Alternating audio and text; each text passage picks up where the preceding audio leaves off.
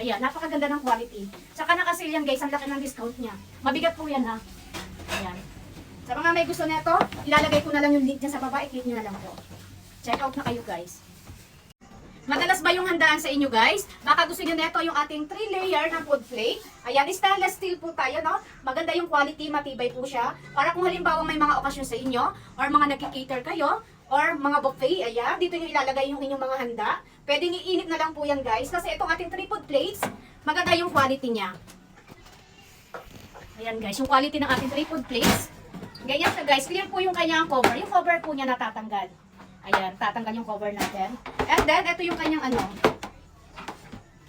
Ayan yung plates niya. Tingnan nyo naman kung gaano katibay, diba? Gaano kakapal yung stainless natin. Tapos yung cord niya ito. 3 foot plates po ito.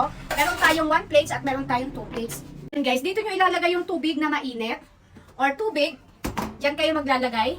And then, saka nyo siya ilalagay dito. Tapos, ito yung cord niya. Sasaksak yung cord natin dito. Ayan guys, makapal siya.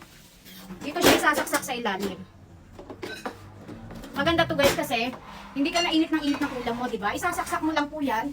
Ayan po yung timer natin. Yan dyan yung on-off natin. Ayan, baka gusto nyo neto stainless po yan. Maganda yung quality. Kaya mamili na lang kayo sa basket kung gusto nyo ng 1 plate, 2 plate, or 3 plates.